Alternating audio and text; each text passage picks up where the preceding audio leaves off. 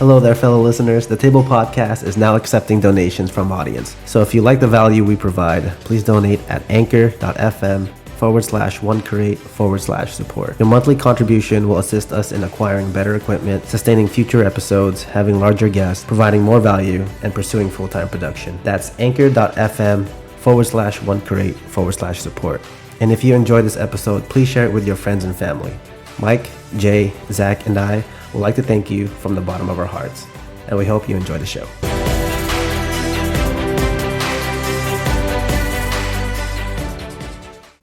All right, Table Podcast, episode 8. Looks like we got the band back together. Yeah. Yo. Let's go. Yo, salute. Salute. Episode 8, we got Mike Bennet, the Zach Miller, With Intention, Saturated Soil, Jay Jackson, and of course your host, Barry Almeria. So, what's up, guys? We're back together, dude. But yeah, we are coming back. But anyways, Jay, how was your week, man?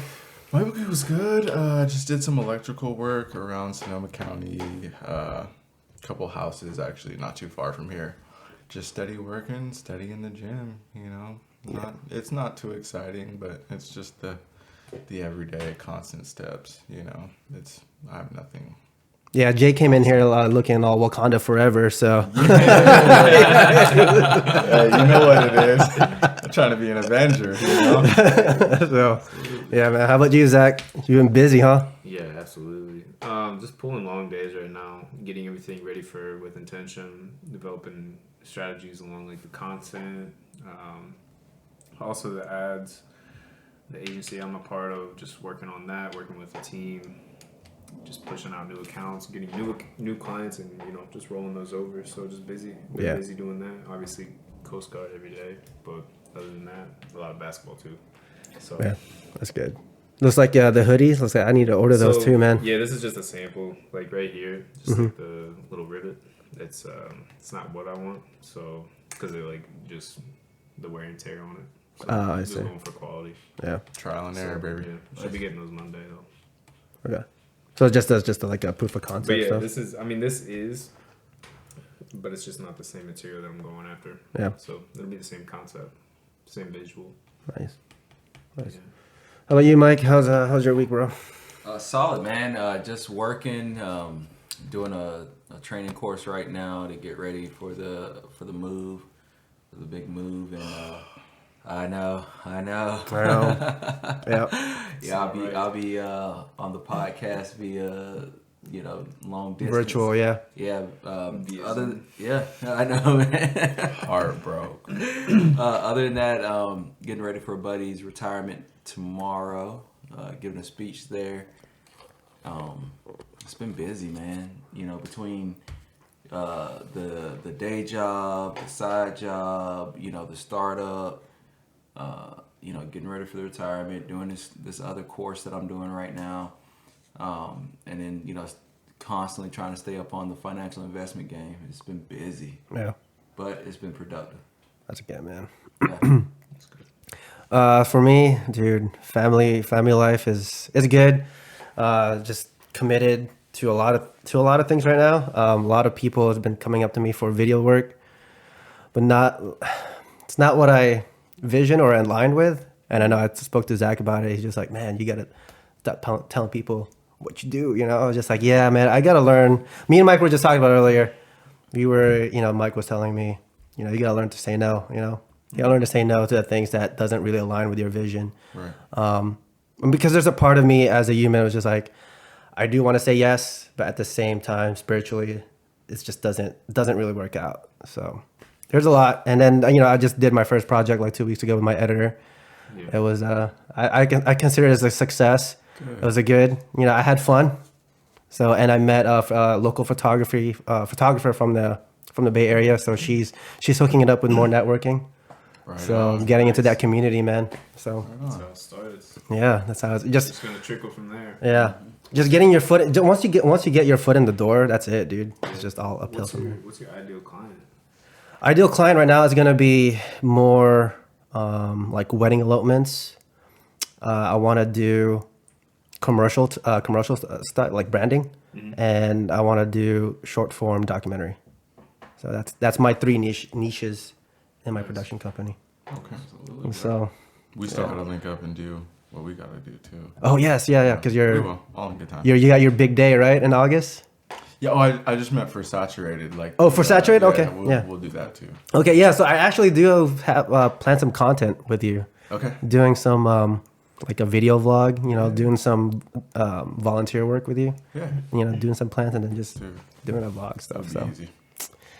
but yeah, man. But that's me thus far. But yeah, man. 2022, it's crazy, dude. Everybody's just the plays just keeps adding, bro. So, but you just learn how to say no, right? Like, what do you think about saying no? Like, do you think no is sometimes a good, sometimes a bad?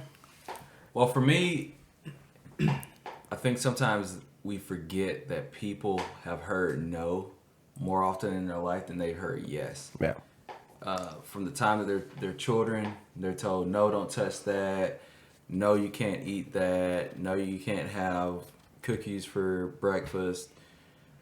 No, you can't run in the hall. You can't run with scissors. Then, even as an adult, no, you can't drive as fast as you want. No, you can't go and purchase whatever type of firearm you want. No, you can't, show up whenever you want to work. So one more no isn't gonna stop their show, and we have to be willing to provide a no when a yes goes against what we got going on. Yeah. Yeah. What about you guys? You guys want anything to add to that, or? Yeah. When I was working with my mentor last year, he had me develop a flow chart that basically was like a yes/no flow chart. And if anything questioned like my core values or like my ethics or just morals in general, then it would be an automatic no. If it would lead down a certain path, like where it'd be yes, and then it got to a point where it's like, is this like how you say like niche driven? If it's like no, then no. Like people need to. It's not so much like a status thing of like, yeah, okay, I said no to you. It's more of having respect for yourself. You're just knowing your self-worth, like what you're trying to actually get done and achieve. Because if you keep straying away from what you're trying to get done to achieve to help these other people, and there's nothing wrong with like helping other people, but it just depends. And that's like where that yes/no chart has to come into play. Is like you have to evaluate the time. Are you willing to give up that time? And that's just how it's kind of all formulated together. Yeah, I think saying no, sometimes you have to say no in order to protect your own self or your own energy. Coming from someone who, was an alcoholic, drug addict, there was a certain point where I got to, and I had to say no. I'm like, kind of a different aspect of it.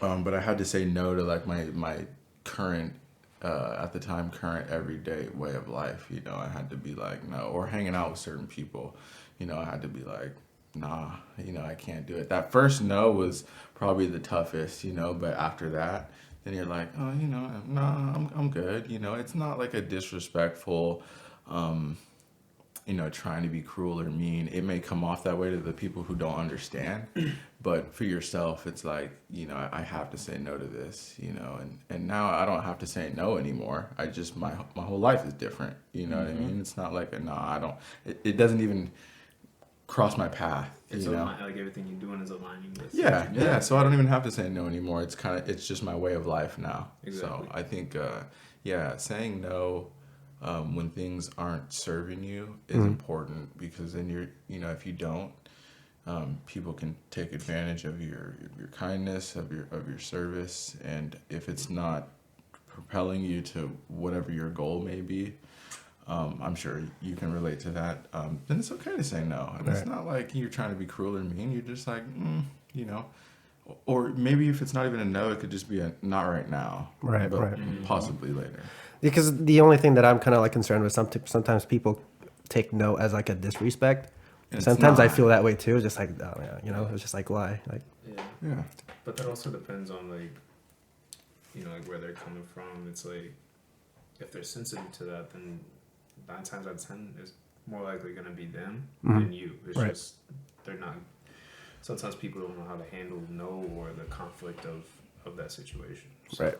I think some people might take it as like rejection sometimes. Right, You yeah. know, like, oh, but you know, it's not always like that. But, especially when it's old friends and they're like, well, you used to do this, and it's just like, they well, I don't remember- do that no more. Yeah, exactly. Yeah. Because it's That's like, not it's me like- anymore. Because sometimes people have a tendency, well, not sometimes, a lot of people have a tendency to remember their past version Mhm. of you that no longer plays a role in the current version of you. Yeah.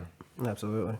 But yeah, just being assertive, being respectful with being assertive, I guess, and not trying to like be disrespectful about it. Exactly. That's the way.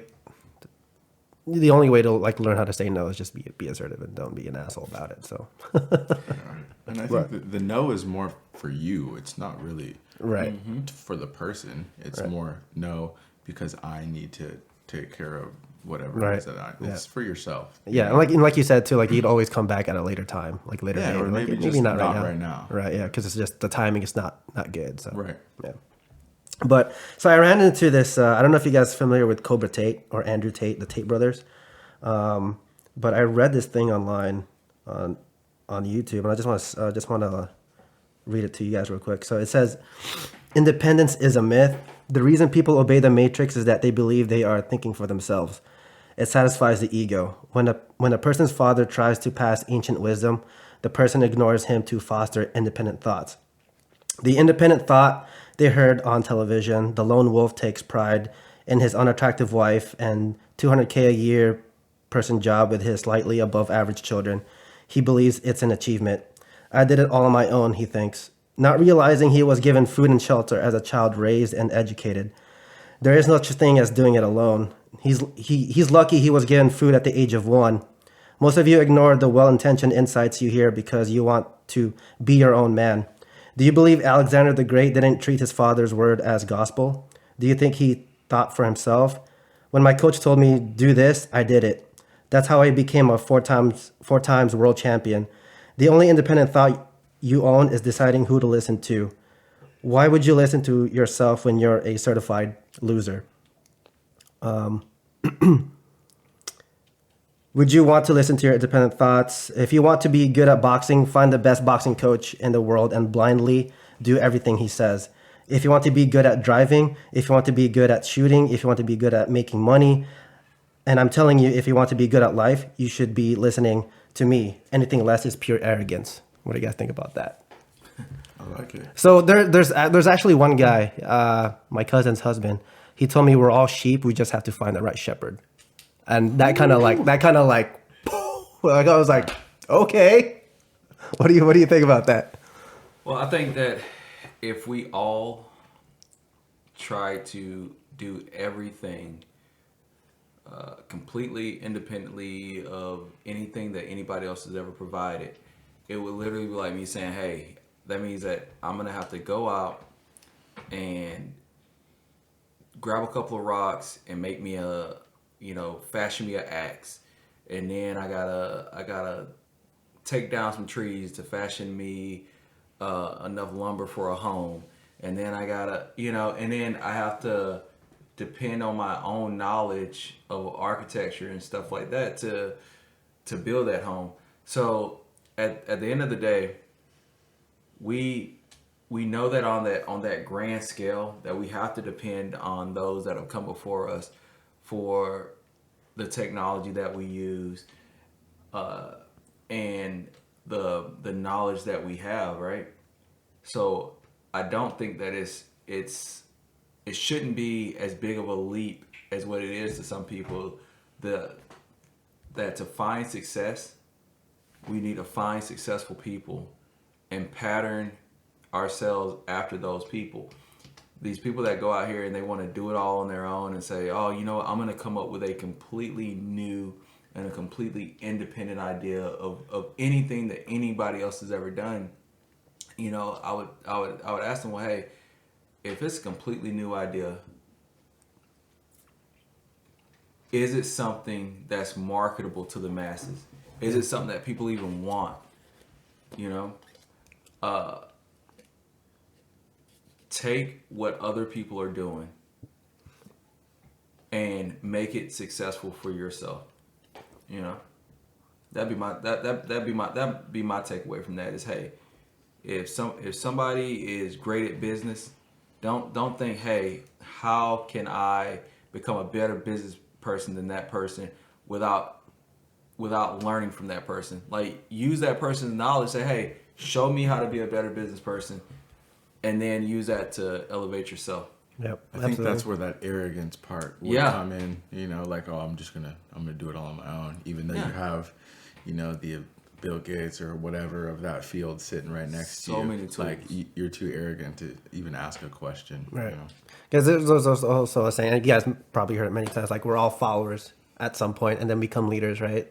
Right. And that's also the importance of mentorship too. It's because we actually have, if you want to be successful, are you listening to your mentor? Are you learning from his mistakes? Are you learning from his, you know, how he built up his business, you know? And I think also too is, yeah, we can't do everything alone, because that's just a recipe for disaster. This podcast couldn't have done it without you guys, the founding members, you know? Yeah. You're gonna have without, like, this is, you know, we can't bring value to the world without you guys. It's not just me, right? Even though I do the editing, I do the recording, it's you guys, you know? You guys are the pillar, right? And so when he said that, you know, when a child was given food at age 1, you know, he's lucky, you know? So we're giving each other food, right? We're giving each other, like, blessings. And so we can't do everything alone. Even when it comes to, like, fatherhood, I know for sure our parents raised us up to be independent, right? But we had to learn from them, right? Yeah. So when I become successful, and when I do become successful, not if, right? Because I'm trying to rephrase my mind, bro. When I do make it big, bro, I'm going to go back to my parents and my friends, you guys, and I'm going to come back and say, this success wouldn't have happened without you guys. Facts. And here's me giving back. Facts. That's what I want, man. Yep. You know, because this is not a lone thing. This is not like a lone wolf thing. No, so, absolutely. How about you, Zach? So there's a guy that actually invented a company. It's called Leaders Create Leaders, and that's exactly what he does. He just he focuses on, like, the gratitude aspect, because a lot of times there's so many things that we drive by or see every single day that we don't even think that we're grateful of. Like, literally this chair that I'm sitting in, so I don't have to stand during this podcast. Something simple. But yeah, I completely agree with, like, the sheep and shepherd thing, and I agree with the mentorship, because I alone have taken many mentorships from several different people, but I do that for a certain reason. Like, if, like, I had that mentorship from Quest, like, he does, like, a lot of designing in the clothing field. And then I also have this guy named Luis who did a lot of systems development. And then I have, like, Billy, who all around, like, marketing and development. Like, there's just, like, certain things I need to learn, and I know I need to learn. And it's, like, literally people's glass ceilings, whether they want to acknowledge it or not, is the pride. Like, that's the glass ceiling. Like, once they let go of that and the willingness and open to learning new things, or, like, whatever they're trying to achieve, it'll just, I don't even know how to say it, but just, like, they'll bust through the barrier, but as well as get there faster. Right. Yeah. If they're looking for a shortcut, that's a shortcut. Yeah, that's a shortcut. Yeah. I think humility has to Exactly. play a big role in that. You know, like, my parents are, you know, hands down 2 of the best people that I know, you know, and, you know, hearing the same things over and over when I was a kid, you know, it would get annoying and stuff, but I'm at a point in my life now where I'm like, I can finish their sentences, you know, like, I understand what they were trying to tell me now, like, I'm putting it into play, like, in my own life. And I think humility and just humbling yourself to be comfortable asking questions or following someone's footsteps that you know wouldn't steer you, you know, down the wrong road. I think that's important. And luckily for me, I know it's not for everybody, and that's why I'm super grateful for my parents. You know, they've been together over 40 years, and they're just, I don't know, that's, if I can, you know, get to half of what they are later in my life, like I'll be happy, you know, because they're just that awesome. But I was lucky enough to have two fantastic parents growing up through my life, and you know, it's gotten me to where I'm at right now. You know, just made me a, you know, I'm still trying to be the best man I can be. I know I have work to do, but you know, they taught me everything I know pretty much. And if I were to be so arrogant and, you know, getting to a point in my life where I'm like, oh, I don't need to listen to them, or I don't need blah, blah, blah, like that would have been my downfall, you know. Yeah. But luckily for me, I was blessed with two fantastic parents. Yeah. Yeah, I have to be conscious sometimes too, because that arrogant voice that always comes out, man. It's just like, man, I gotta stop. You know, you gotta Like stop. I got That this on my prideful, own type thing. Yeah. that prideful thing. You just gotta, you know, you gotta keep that at bay, man, because that's the devil trying to, like, you know, try to suck you in, bro. Like Always trying to always, get you. always, bro. But hey, but there was one topic that we actually wanted to mention at this episode, because we were talking about at the end of the last one about how, like Manisha, right? She says that all she wants is to bake cakes, but she's got to learn the business side of baking cakes, right? Because as a production manager or production producer or whatever, right? Like, I know how to produce, I know how to edit, I know how to, you know, shoot video, but like, how do I market? Like, how do I learn marketing? How do I learn, you know, how to get my clients out there? You know what? Like, you said something about like last week, so. Yeah, I think that is so we all heard that saying, like, when it comes to work and when it comes to making a living, to follow your dreams and chase your passions. Well, that is the other side of it that people never really talk about is, hey, yes, follow your dreams, follow your passion, but you got to make your passion profitable. Yep. And the only way to make your passion profitable is to take it and make it into that business side of things, right? It's like, if your passion is artwork, okay, how do you now market that? So now you need to learn the marketing side of it. Hey, how do I market this artwork? Hey, how do I sell this artwork? Hey, how do I pay the taxes? How do I? So there's a lot more involved in it than just following your dreams and your passions, and that's where people kind of get lost in the sauce, you know. That's where they kind of fall off at, and that, because that's the hardest part. Yeah, it is. The passion comes easy because it's your passion, you know. Right. It's something that you love doing, but the hard part is that taking that passion and making it profitable. No, absolutely. Would you say the hardest part would also be like the fear of failure, or the fear of how you would look in front of people when you're starting something new? Yep. Because that's something that I ran into, and I know a lot of people, a lot of entrepreneurs first start out. Barry, I'm sure you felt that way when you started posting your first clip. Oh, You're absolutely. like, I don't know what's gonna happen. I feel it all the time, dude. Yeah. So, you know, Yep. it's just, I think that's another thing, is we forget how to be like how we were as children, fearless. You know, just whatever we wanted to do, we did. Even if we got in trouble for it, got sitting time off for it, we still did it though. You know, like, it's just that creative mindset, and like back then, there was no limits, and then society, you know, we grow up and it's like, you can't do that, you can't do this, you know, like reality hits. But then we forget that creative side where we could actually monetize our passion. We just have to let loose and let the creativity flow. Right.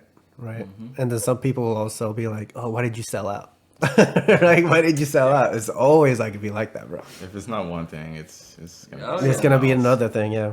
Yeah. Was it like they say like 10% of your followers are like the only people that follow you, and like the rest are either haters or just people that just don't even like, they like look, or they just don't care. Yeah. I Yeah. don't know. We were just talking about social media I don't last know, week. I don't know Yeah. the percentages, but I know the 10% of like what your followers, and that speaks to like your likes and your comments. Like, it speaks to all that. Yeah. The analytics don't lie.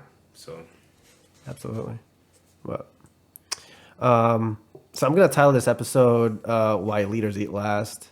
Jay, what makes you think makes an effective leader? I mean, what you just said, like leaders eating last, you know, it's a lot of the times you're putting yourself on the back burner, in order to be a leader, because it's not about you. You know what I mean? It's not, you can't just, I've heard people talk about how like wolves lead packs, you know, and they lead it from the back, you know, to make sure you got to make sure everybody else is good, you know, your family's good, the people that you started, for example, this podcast with, when we all do make it, are good, you know, the monetary side is good, your taxes are good, and then you can really focus on yourself. If you choose to do it that way, I think that would be the best way, since what you're going to title the podcast. But, you know, yeah, I think leading is putting yourself on the back burner a lot of times. I know Mike's an instructor. I'm not sure if you guys are, but I know when I call Mike, what are you doing? I'm studying. I'm in a class. I'm into this. I'm into that. And it's for him, yes, but it's so that he can transfer that information to a class, to people who need to receive the information in a certain way, you know? And he's up, you know, however many hours you were up the other night, you know what I mean? But it's putting yourself first, because you're getting the information you're studying, but it's at the same time, it's like you're putting yourself last, you know what I mean? Because you're up for so long, you're up in the middle of the night, you're like, Jay, I got however many days left, you know, a month left, and you're like, I'm on the computer for, you know, 8, 9, 10 hours a day, and I'm like, whoo, you know, like, bigger man than I am, you know what I mean? But you know, he's putting himself last, and yeah, I think it's necessary a lot of the times. Like, you can't just run through the finish line first and then just, you know, that's it. Like, no, you got to carry. Sometimes you got to carry and push the ones who you want to be around you. You got to push them through the finish line first.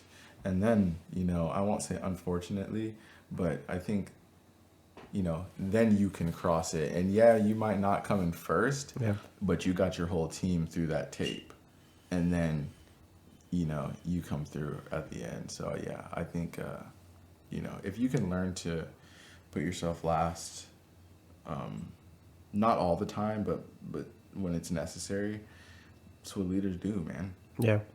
That's that servitude leadership, right? Because leadership is, and I've learned already, like, you know, leadership is not authoritative. It doesn't come by like rank or job title or CEO or whatever, right? You could be actions. you could be a CEO of a company but still be, you know, a crappy leader, right? Like, do you treat your people, you know, you treat your people like SHIT, or you treat them like human beings, you know? And there's a level of empathy that you also have to learn as a leader. It's just like, man, what if I was in that employee's shoes before, you know, how would I feel? I would want someone to help me, or exactly, right? Yeah. So there's always that saying, treat people the way you want to be treated, bro. Yep. And I've worked with my, you know, somebody that I worked with, my dad actually. He's an entrepreneur, and he's always told me that. You know, he owns an embroidery store, and we get these like rude customers, bro, and we're just like, man, how do I face this as a leader? Like, how do I face this person who's, you know, demanding and rude, and, you know, and you're just like, that saying that, you know, the customer is always right is not always a true statement, because it's just like, hey, this is my business, you know, I run the way I run it. I'm just gonna treat you the way that you want to be treated. So, what do you say? Trying to think. I got some stuff. Mike, go ahead, because I'm still trying to figure out how I'm going to say this. Yeah, for me, the reason why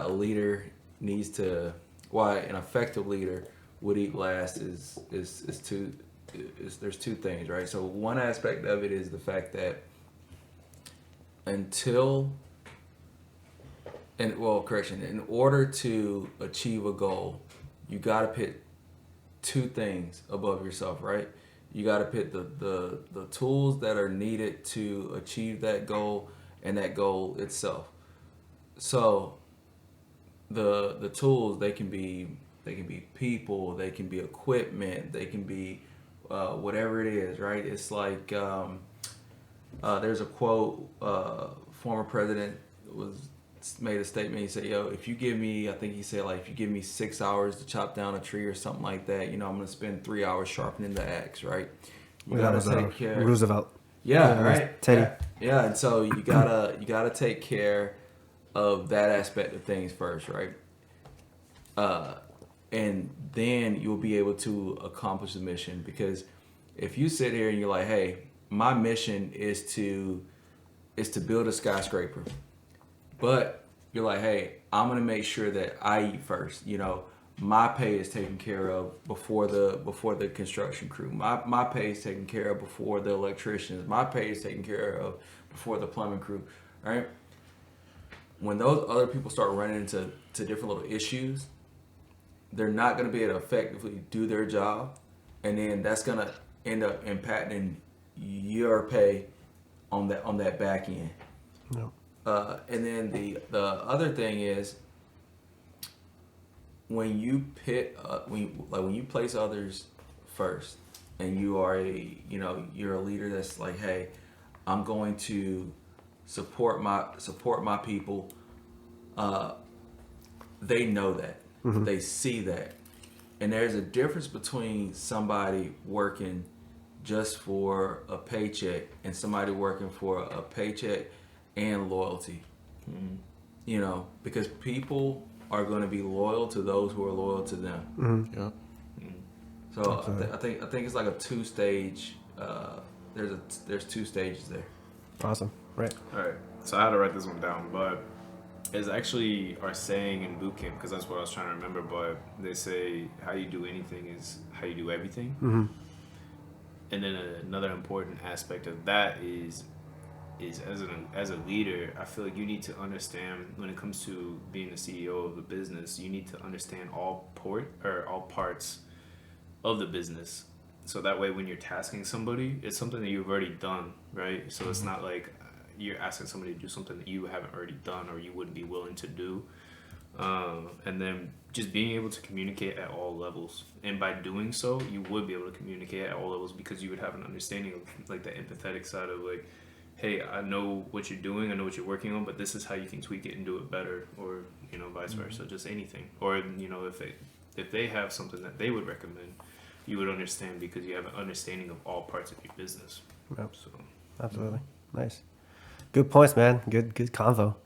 But yeah, we'll take a quick break from a word from our sponsor. Need fingerprinting? There's only one local live scan company to trust. Ameriprints Live Scan Fingerprint Services. Here's Ameriprints founder Alan Cox. I opened Ameriprints back in 2005 as the first private service provider for live scan fingerprinting in Sonoma County. We have perfected the process and ensured our community a safe, secure, educated, and most importantly, a qualified business to handle confidential fingerprint information. I have over 20 years of active duty military experience dealing directly with background checks and the live scan process. My employees and I are thoroughly trained and utilize the latest technology to ensure your fingerprints and personal data are delivered immediately and securely to the California Department of Justice. The minute you walk through the door, you'll feel confident knowing fingerprinting is our only business, and your information will be properly processed. Ameriprints, with locations in Santa Rosa, Petaluma, San Rafael, and Rohnert Park. Go to ameriprints.com or call 707-588-9866.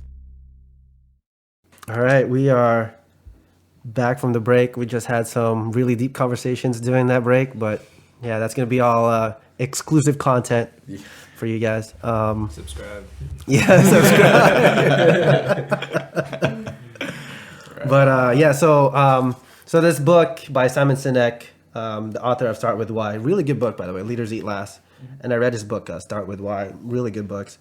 And he said in this chapter 2, he said, when we feel we belong to the group and trust the people with whom we work, we naturally cooperate to face outside challenges and threats.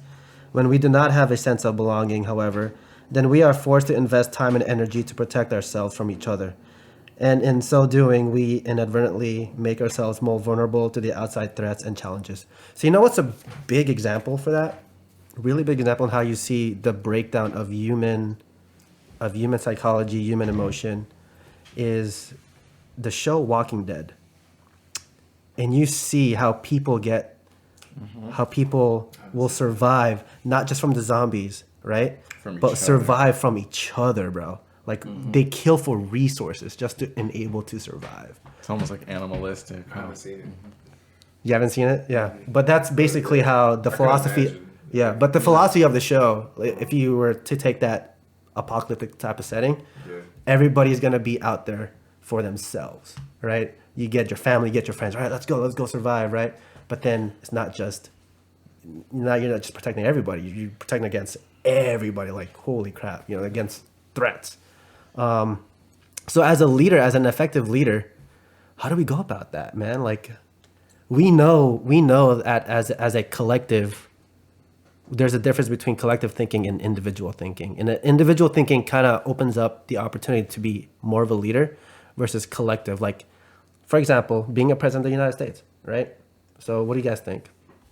So for me, the individual thinking versus collective thinking is all about, and when it comes to leadership, is you have to paint a target that is big enough for everybody to see and everybody to take aim at, because we are all individual organisms. We're all separate people, separate entities.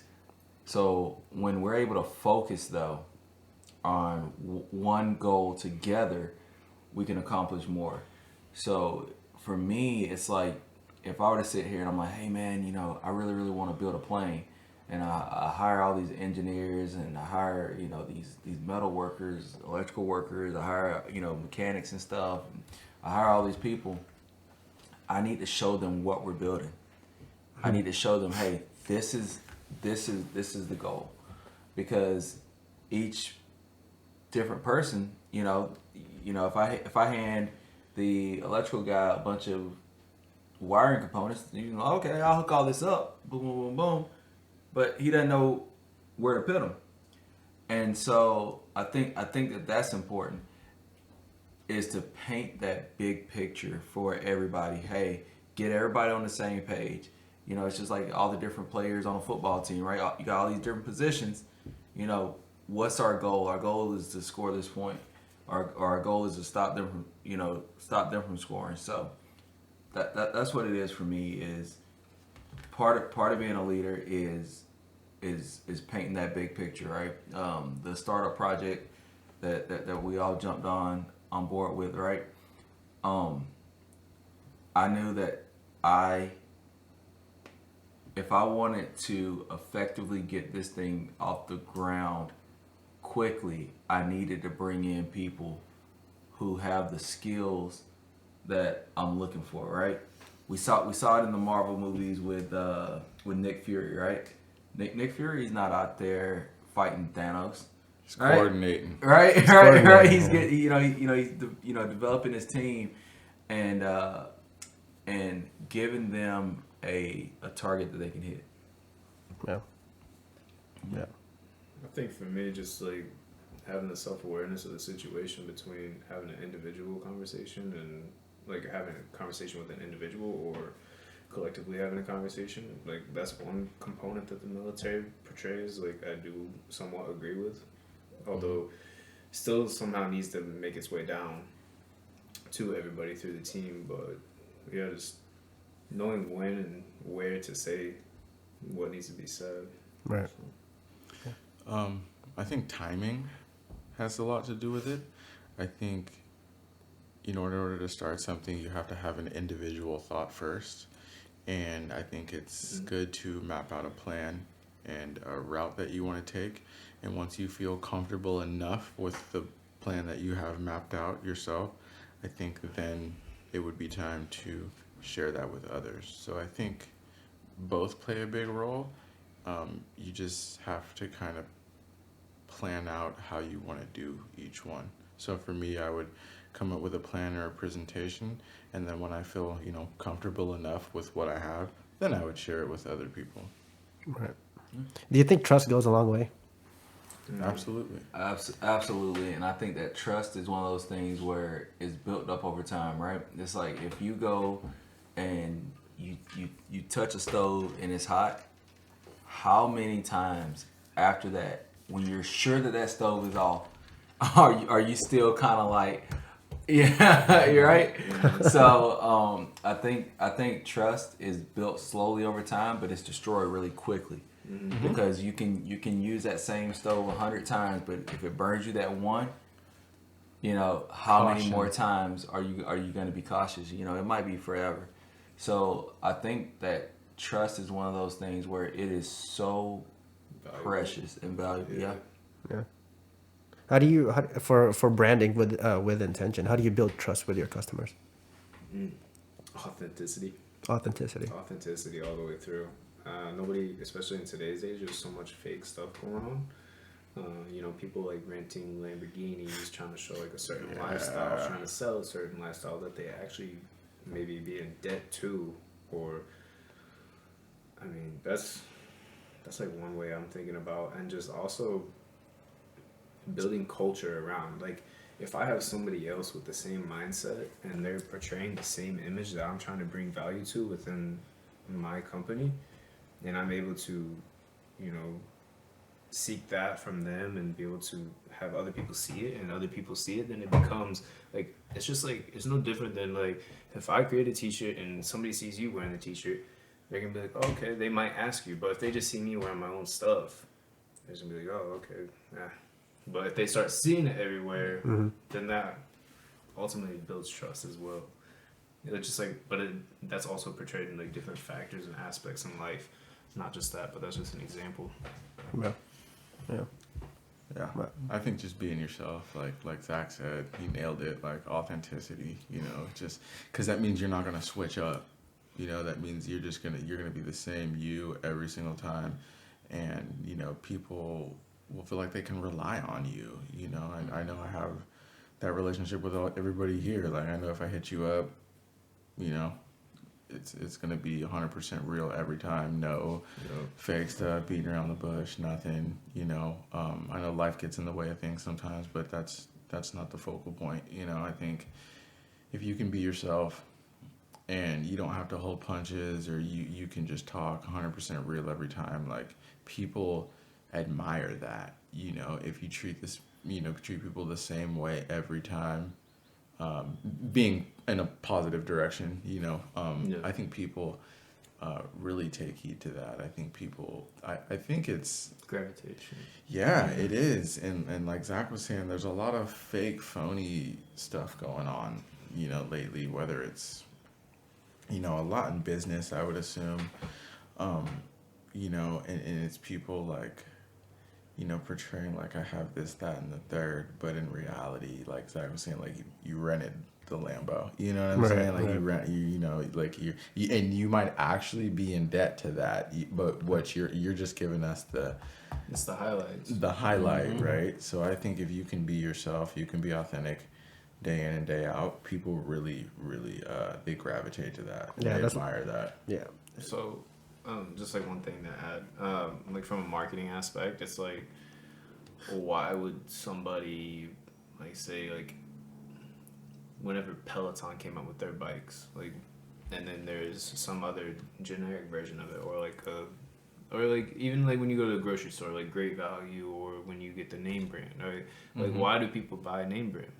Because 9 times out of 10, it depending on like what they're actually buying, like I would buy Great Value stuff, like I have no problem with that. But like if you're actually investing into something, they're probably more likely to go for the name brand just because of like reputable, like they see it more, it's more trusting because other people have it, so it's like one of those things. Yeah. And then to Zach, we were talking earlier, and you brought up you mentioned something that you do when it comes to your products, like you test them, right? And you talked about, hey, you know, the rivets on this, you know, versus what I want to put out, or the quality of this fabric versus what I plan on putting out. Yeah. And for me, that's something major that he's doing that's gonna build trust, because hey, if it's not good enough for him, it's not good enough for his customers. Yeah. And that's pretty I mean, to me, that's I was like, wow, man, like it built trust in me, you know. Like I was like, hey man, I'm getting one of them hoodies, you know what I'm saying? Like, yeah, I mean, like, just for the record, like this is like my 4th sample, so it's like, you see what I'm saying?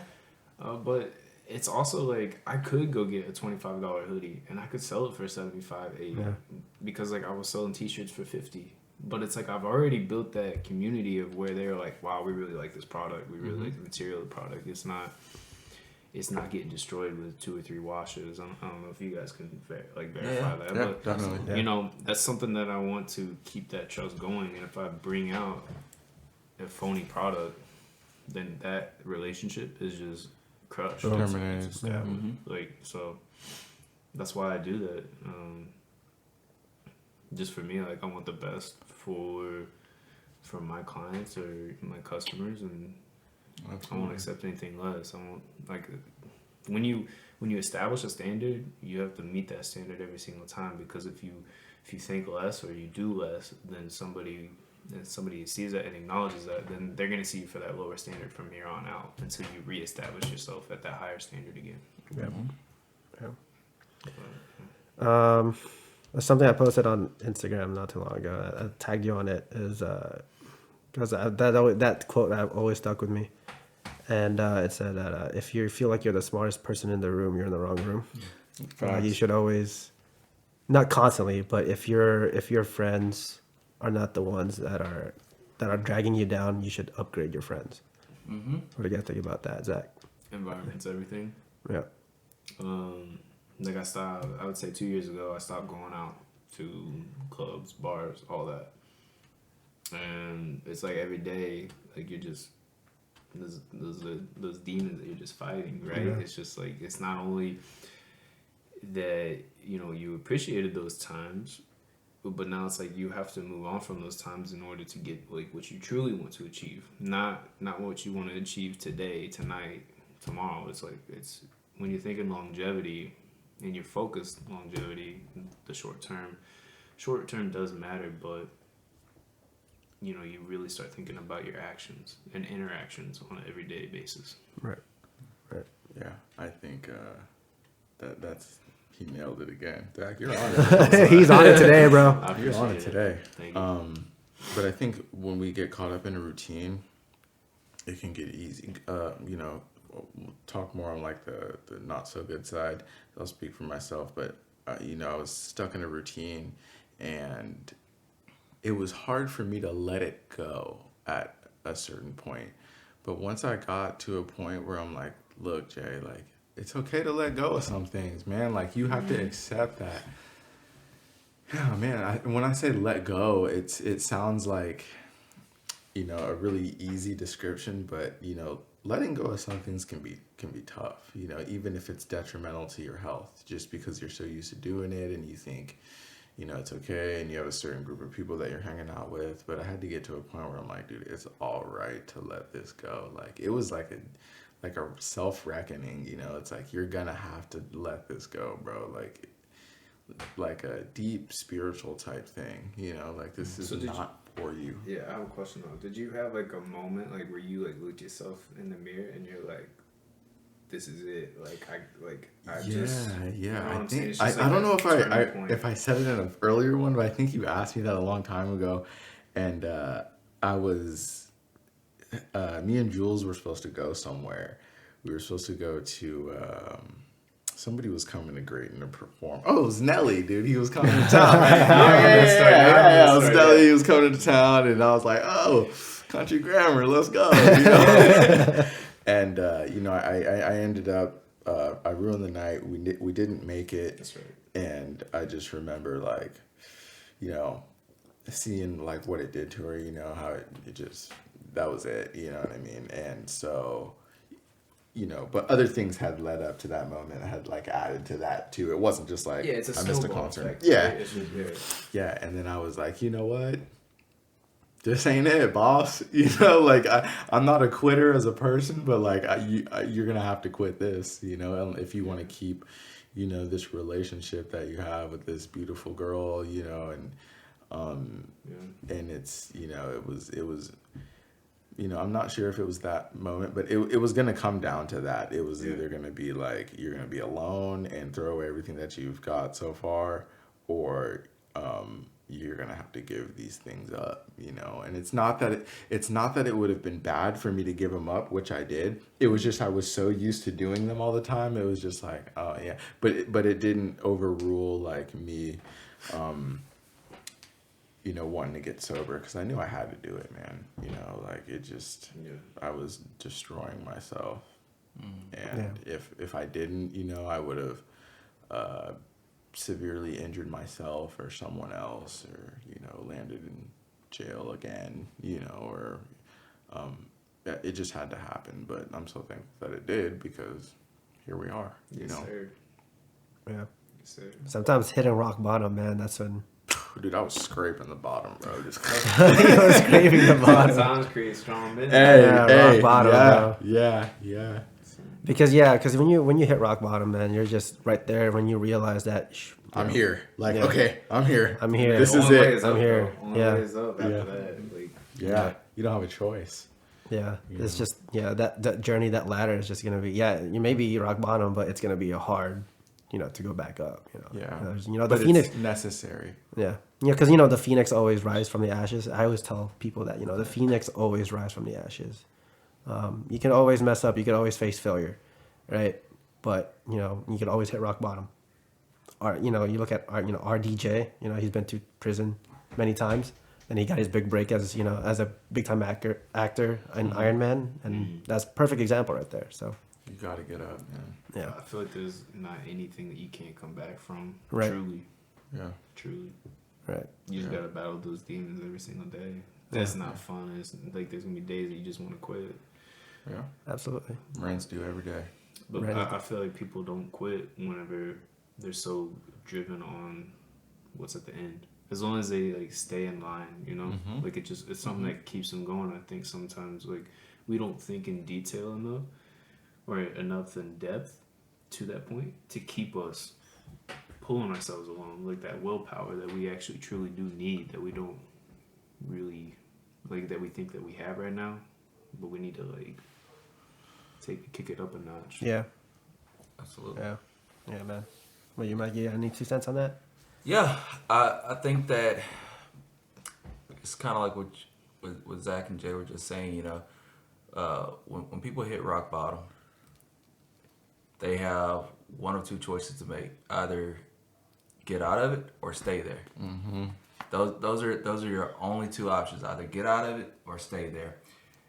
And it goes along with, it's the same for people who aren't at rock bottom.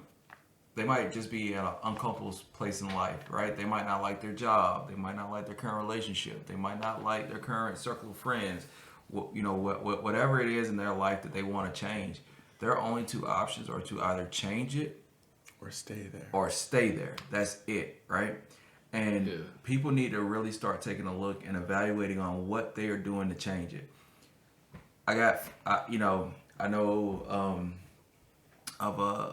of an individual, and this person, they don't like their job at all. They hate their job, and they work 40 hours a week, and that's it. And I'm like, okay, well, all you're doing is maintaining. You're maintaining your current lifestyle. You're maintaining you're just maintaining. You gotta work 41 hours a week. Yeah. You gotta work 42, 43, 44, 45. It's everything. It's the extra that you're doing. That's how you get out of the maintenance phase. If Jay were to go to the gym and Jay were to do the same routine every single day at the same weight, he would just be maintaining. You got to do more to get more. Mm-hmm. So if you're making $50,000 a year and you want to make $60,000 a year, but you're literally working the same amount of hours for the same pay, It's like you can't complain. what are you doing? You know what I'm saying? You haven't done anything to change it. To change it, right? Either way is gonna hurt. Exactly, right? It's gonna hurt to stay where you're at. It's gonna hurt to progress. All right? You just gotta pick yourself. You gotta pick your pain. Pick your poison. Yep. Pick your But I'm poison. telling you, like that fear of failure, I feel like is what stops most people, because there's 2 pain points: the growth, because it's gonna hurt, it's gonna suck, because you gotta put yourself through all that stuff just to get to where you want to go, or you're gonna deal with the pain that you keep on dealing with, the maintaining phase where you're just not getting anywhere, you're just staying the same, and then also like the pain of what could have happened if I would have actually. That's the worst one. So there's like, so if anybody's out there like wondering like if I should actually step out of the comfort zone and try to do what I want to do, like there's 2 pain points to one. So there's like you should definitely at least try to give yourself that fighting chance, because if you don't, then there's no way you're just gonna stay where you're at. Yeah. And if you look back, years later, and you're like, I shoulda, coulda, woulda. You don't have It's that gonna time. eat Time is so much more valuable though. Yeah. Time is the most valuable thing in existence. It's Yeah, gonna. I posted this on my stories. Regret will always haunt you longer than failure will ever be. Exactly. Regret To will the- always to the haunt you, bro. Fullest degree, because imagine, there's no telling where this. We'll just use the podcast for example. There's no telling where this podcast will go. I know people have to go on and go to distant places, but we still gonna hold it down. But just imagine if we talked about doing this podcast. What episode is this? Episode 8, bro. Episode 8, right? Imagine if we talked about doing this podcast and blah blah blah, and then we never stepped up and did anything. Like we wouldn't, we didn't even do episode 1. Like look at how much progress and information, just sharing ideas, and other people having awesome guests on, and look how many things we've done just in 8 episodes. There's people with thousands of episodes, but if we never would have taken that first step to link up and do the first podcast, like we made so many connections. We've talked to some really awesome people, Sifu, right? Yeah. Manisha, Your sister. my sister. Yeah. If we didn't take that first leap, like we wouldn't be here doing what we're doing. So it's like you just jump. There's no perfect or there's no really right time. You gotta just There'll never be a right time. sprint towards the cliff and let it fly. Yeah. So You gotta sprint, man. There was a video that I saw. It's like winning doesn't care about you, dude. It takes all of you.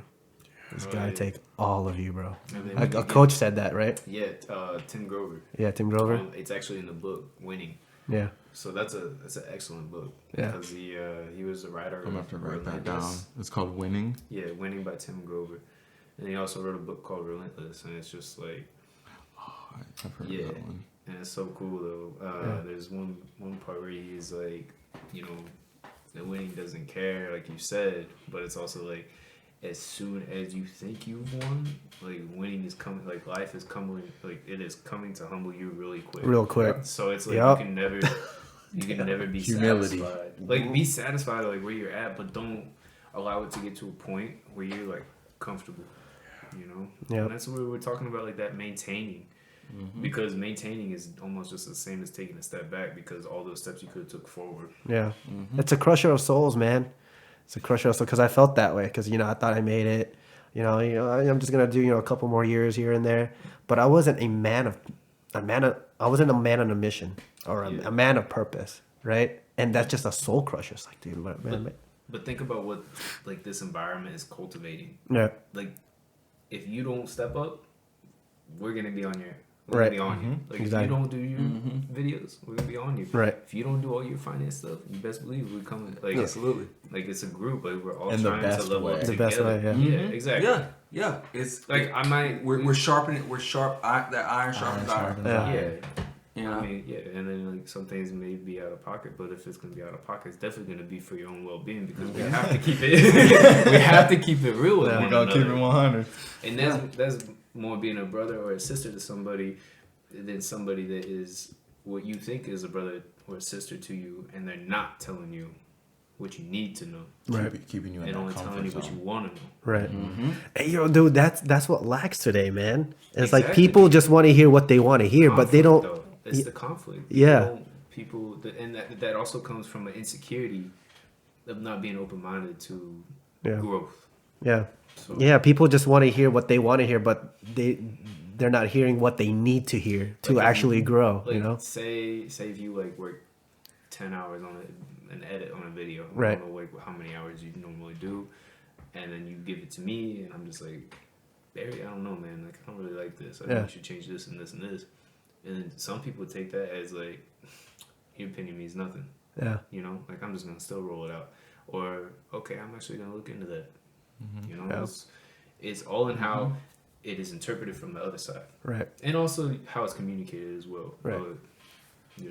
Yeah, I've had people ask me things, and I'm like, all right, do you want me to make you feel better, or do you want me to lay this on you? Right.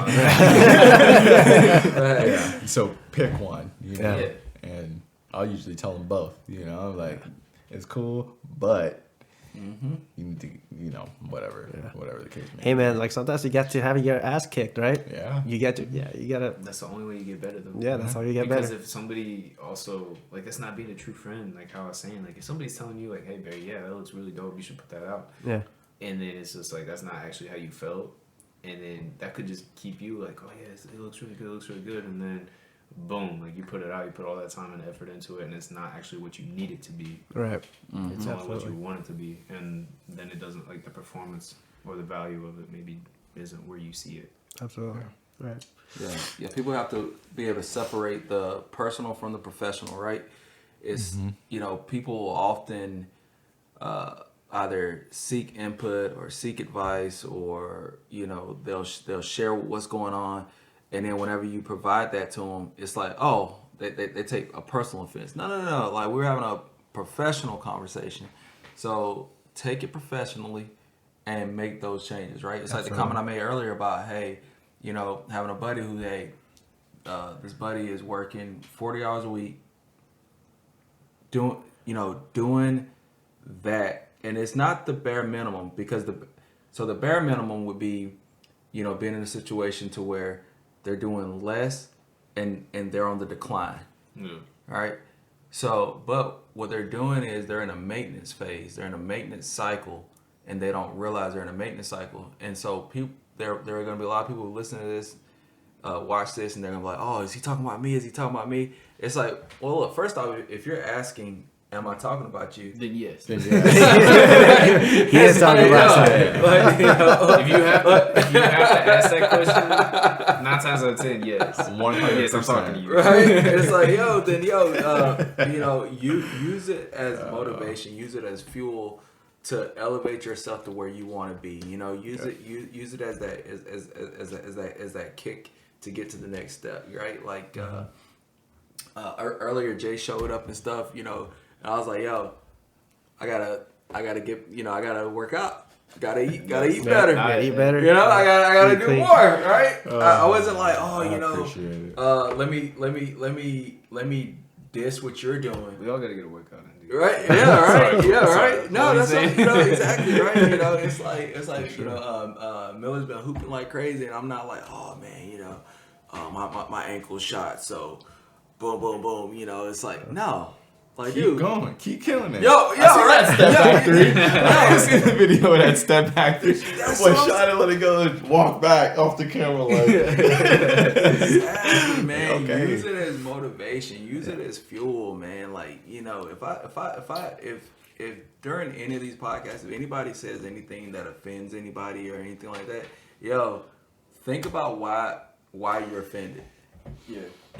Think about why you're offended. Use that as fuel. Use it as Yeah. motivation. Get where you want to be, Yeah. and then we can shake on it and be like, "Yo, It's not thank you." intentional. Yeah, and Yeah. if you guys think that we're talking about you, if you're asking that right now, we are.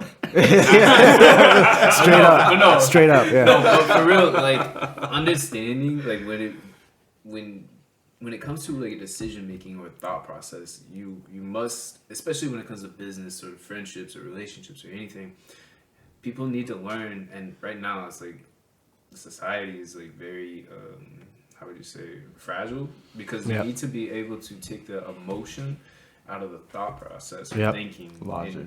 and stick to the logic side of it. Yep. So Absolutely. Yep. Yeah. All right. Last topic before we close this out. Just want a quick response from you guys.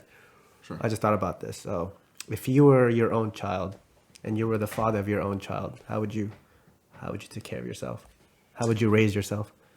So I would definitely make sure that young me junior has a firm understanding of financial health, physical health, mental health, and spiritual health, and what things make you sick and what things make you well. What about you, Zach? What if you were your own father, you were your own child? Like, how would you father yourself? So, well, I think the easiest way is like if I had a kid right now, like I would not put them through school. Like I do homeschooling. Yeah. That way I could really focus on the financial aspect of everything, because I feel like it's something that our education lacks. There's actually a lot that I think that our education lacks. It's a whole other podcast. Yeah. Yeah, that's a whole lot. So that's like the major point that I would Yeah. have. Education. Yeah, just mainly education, because I would want my child to have all the tools that I didn't have at my age, and have them at an earlier age, to be just just setting them up. The health and well-being, like teaching them, say no, just like all these simple things that we run into. Like basically all of our problems is no different than the mentors that I go after to search information for, is because they've already went through what I'm getting ready to go through, and they could steer me in the right direction so I don't make the same mistake. So it's like anything that I've learned, not saying that I'm correct in all ways and all manners, but anything that I've learned from them, or something that's just like written in stone, right? I want to be able to give that to my child, for them to do whatever they do, like however they would like to deal with. But after that, it's it's on them, whatever they choose. What about you, Joe? Yeah, I think my parents laid a pretty solid foundation for me. So I would probably do a lot of what my parents did, but I would also implement finance and mental health and wellness, and stay away from the things that make you sick. So you got to surround yourself with the right people.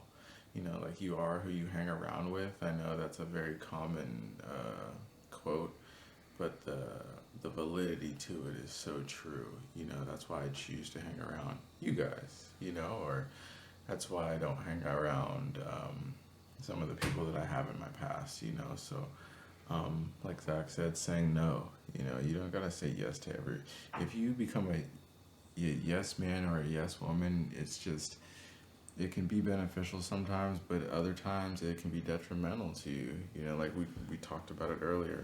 It's okay to say no, and sometimes it's best for you to say no to a lot of to some things. So probably that. Right. The way I would father myself is, I know I faced this as a child. But if I were to father myself, if I were to meet my younger self, I would, and if I were to father him, I would not tell him toxic names like, "Oh, you're dumb, you're stupid," because I know some parents do that to their child, and I actually went through that too, and it really screwed me mentally. That's why I had like self-esteem issues. So I would definitely do some mental healing, and encourage my child to face failure, and then teach him, what did that failure teach you, instead of telling my child, you're stupid or you're dumb. That's the way I would do it. Can I add one thing? Yeah. I would tell the younger me to get started on that narrow path and forget about the broad one. Yeah. That's good. So, yeah. Sweet, man. Episode 8. Closing out. Any big things going on with intention, saturated soil, Mike? Any big things that you want to announce, or? I mean, in the final stages of the startup, and I know I'm always like super cryptic on these things about what the startup is and what's going on and this, that, and the other, but we'll be making some real big announcements coming soon. Just know that it involves the people at the table here, and we're taking a shot there at something really big, and then just financial education. Financial You know, education. we'll definitely have to do an episode called like re-educate or something, to where it's like, yo, you know, these are the things that you need to teach yourself in order to achieve the goals or something like that. Maybe something for a future podcast. Nice. I know you got your hoodies there. You're in production of the hoodies with intention. Also, I want to like touch on that. So the reason why I'm doing the hoodies is because it's more of a. This is like where the pride is getting me. It's springtime, right? And I'm coming out with hoodies. But the reason why I'm doing that is because I'm already on my 4th. I've already done 4 samples, and it's like I started this project, and it's just something that I wanted to end. I want to actually finish. So yeah, I got the hoodies coming out, and then I got hats and t-shirts. I've been working on a Greek mythology tie-in to the statement of move with intention. I do have a lot of designs that I've already made, but like it basically has like the paint like across the eyes of like, you know, the statues of like Greek mythology, like of like Socrates or whatever, like I think it's out of clay or something. So it's gonna be stuff like tailored to that with those type of designs. That way I can give a visual aspect of with intention instead of just the name. Nice. Nice. Yeah, I have a lot of clothing designs also that I've already made. I'm actually working on getting my own machine so that I can print everything myself. So that's been kind of one of my biggest my goals and aspirations lately. But what kind? What machine? I want to get, dude. It's called the Oki. It's called an Oki Jet. It's like it's super expensive, but it's really cool because it prints white. And there's a lot of machines out there. I'm not sure for what reason, but a lot of them don't print white ink. So this one, it prints white ink, and then it also does. You can do like mugs, and pots or whatever it may be. So it's like multi-use. You can pretty much put it on anything that you want. It's just kind of pricey, so I'm just trying to see which one I want and which press I want. That way I can just, kind of put things out on my time and where I want to. And, other than that, just steady grinding. Nice. Yeah. Chase that excellence, right? Yeah. Right. All right. Thanks, guys. It was a great episode. Episode 8. Absolutely. Thank you. Episode 8. Under wraps. See you guys soon. Yeah, man, the world needs better laws.